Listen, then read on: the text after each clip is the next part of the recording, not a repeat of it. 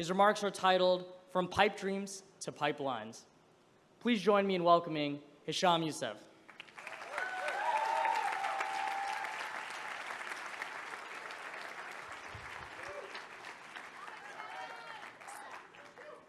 I've been fortunate to spend the last 5 years studying medicine here at Harvard.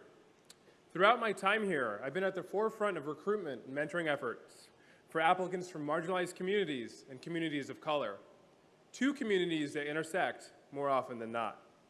To me, such work has become a calling. You see, I'm Black and Sudanese, yet equally Arab, and no less than that, a proud Muslim. People don't know quite where to place me. And for a long time, I wasn't quite sure where to place myself. You see, we live in a time in which mainstream media and leading political figures malign Islam and vilify Muslims, Arabs, and African Americans alike. Islamophobic attacks, surveillance of my community spaces, racial bigotry, police brutality, and stop and frisk programs are all included free of charge with my morning coffee. It seems that each day, I have to justify my right to belong as an American due to some controversial segment of my identity. The solution I came up with was straightforward: building pipelines. Now, I know what you're all thinking. He's Arab, but I'm actually not talking about oil. Let me share a fact with you. There are fewer Black men in medical school today, in 2016, than there were in 1978. Think about that for a second. There are fewer Black males applying and matriculating to medical schools today than there were nearly 4 decades ago. This statistic is perplexing to many, but to me, it's hardly surprising. I think back to when I was in college, sitting amongst a group of friends. They asked me, "So, what are you going to study?" I responded, "I'm thinking about going to medical school." They laughed hysterically for what felt like an eternity. "You? A doctor?" Those were the same words that my hospitalized diabetic patient uttered to me as she handed me her partially finished food tray. "You? A doctor?" I can't recount the number of times I've been assumed not to be a doctor because of the color of my skin, or even mistaken for a room intruder. The painful reality is that people don't expect Black males, or frankly, individuals from marginalized communities, to be in positions of influence or prestige. These anecdotes and behaviors transmit a hidden yet destructive message.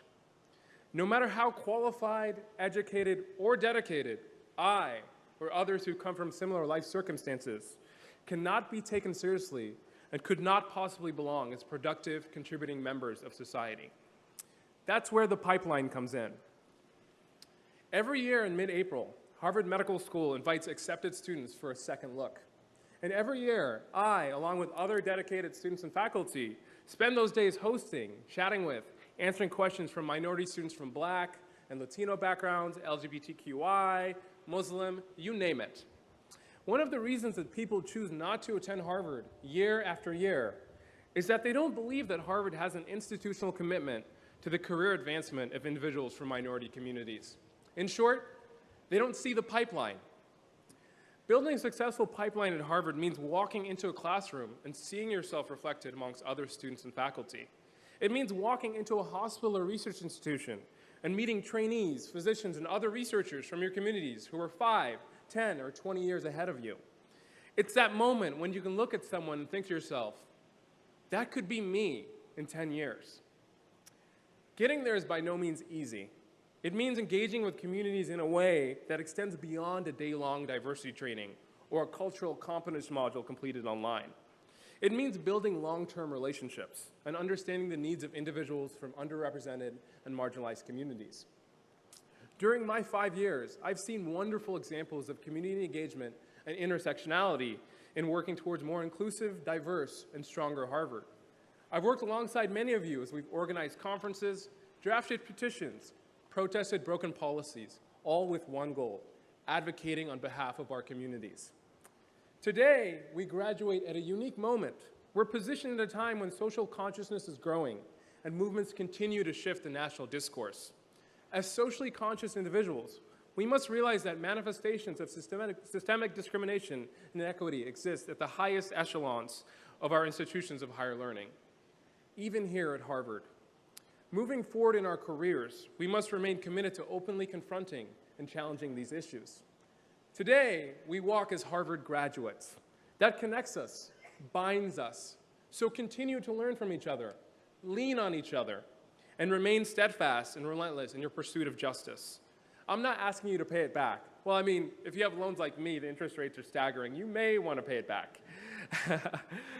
No, but seriously. As graduates today, we're inheritors of tremendous opportunity and privilege. Pay it forward. The acclaimed poet Khalil Gibran, who spent much of his youth in Boston, once said that a single leaf turns not yellow, but with the silent knowledge of the whole tree. We're all responsible in some way, and my message to you is not to shirk that duty. Don't pay it back, pay it forward. Send the ladder down, extend your hand, and lift someone up. Let's build these pipelines together. Thank you.